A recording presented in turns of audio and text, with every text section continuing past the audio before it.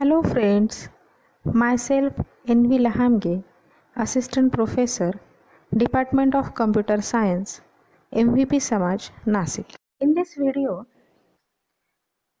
we will try to write a quick sort program, means how to implement the quick sort algorithm in terms of a data structure mechanism. We will see it in this video. Now, what is the basic behavior or the mechanism? First of all, we have to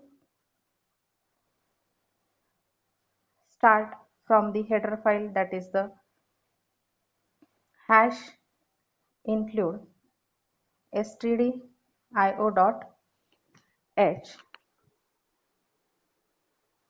Then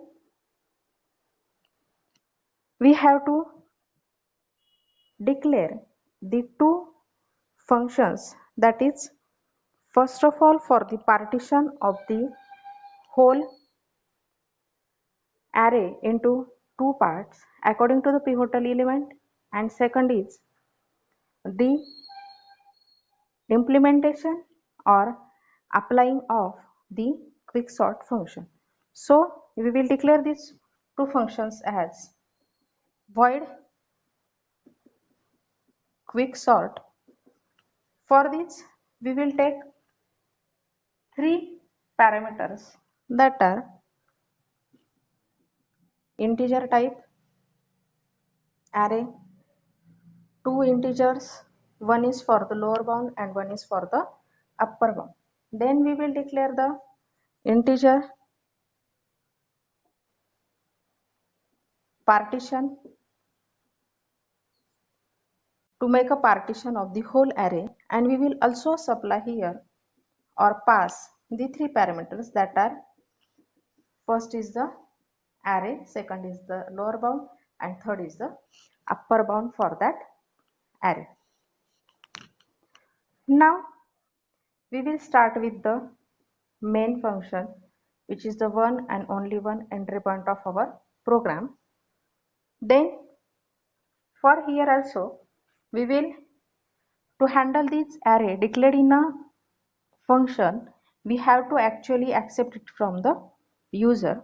So we will declare integer a of size 30. The size can vary according to the user.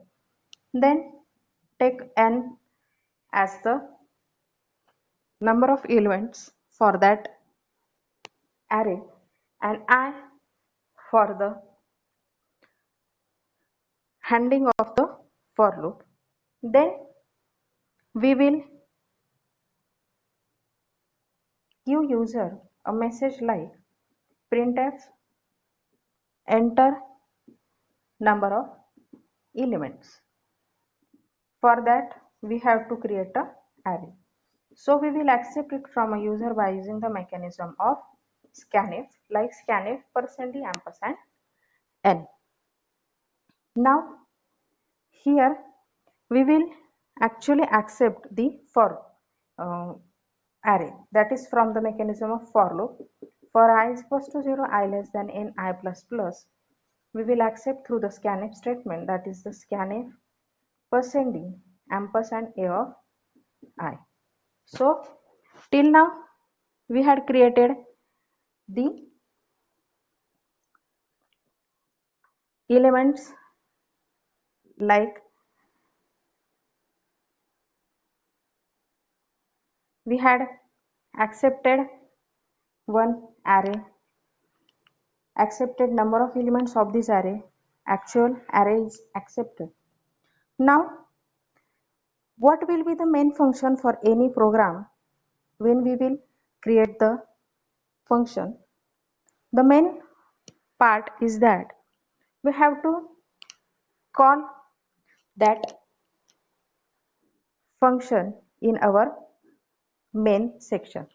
So as we had created here the quicksort and partition algorithm, we are only going to call the quicksort because the partition is called in the quicksort function. So no need to call it in the main section.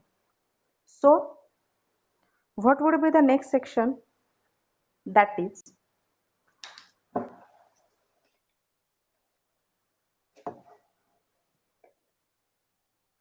we have to call the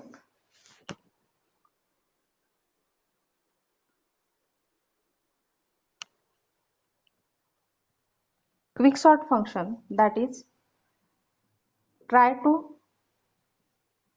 maintain the prototype in three parts of the function, that are declaration, calling and definition. Then how we will call it? We will simply pass the array that we had accepted A.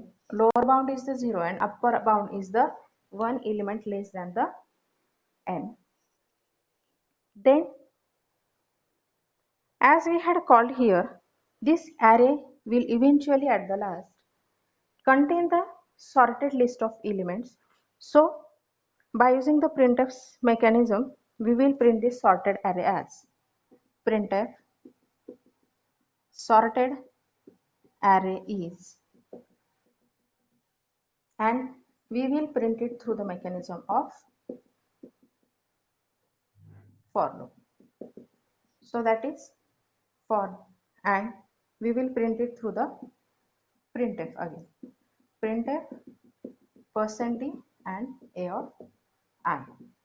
Here we had printed our sorted array. Now what is the next work for us? That is we have to create the quicksort and partition functions. In the last video, we had seen in detail about the partition function. Here we will create only the quicksort function, that is again match the prototype void quicksort integer and then two integers for the lower bound and the upper bound in the program. Now what we have to do actually in this, as in the partition algorithm, we will get one pivotal element in the middlemost position and the elements less than it are arranged in this side and elements greater than this will be arranged in that side. So here we have to only sort these half and these halves recursively. So we will create this quicksort function. Now how it will we will create it? We will take one dummy element, that is the integer j, and we'll check if lower bound is less than upper bound. To which limitations we will create this loop, or we will carry these steps till the lower bound is less than the upper bound. And here we will take the partition element position in the jth element. So we will call here the partition function. Then as usual we will pass it array, lower bound and upper bound. Then what we have to do next? We have to call the quicksort function recursively for the pivotal elements left half and right half. So we will call it as quicksort. We will pass first element. For this half we have to take positions like array, lower bound and j minus 1, means pivotal elements minus 1 position.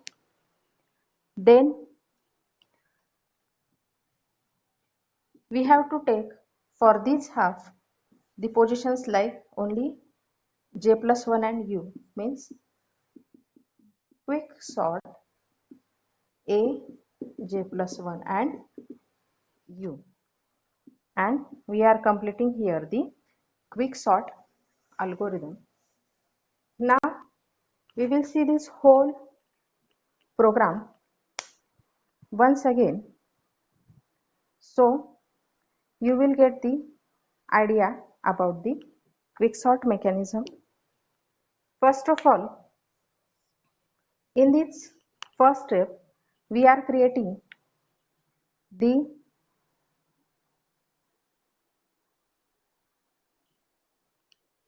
header file, that is the input output standard header file.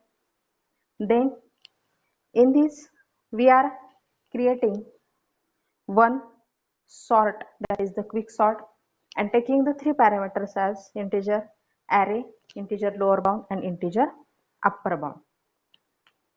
Now in this integer partition also we are passing the same number of parameters. Here in the main section we had created one array and declared one array for the purpose of sorting, then have accepted n for the number of elements and I for this index. In these two statements we had ask user for number of elements, and for these two statements we had accepted whole the array.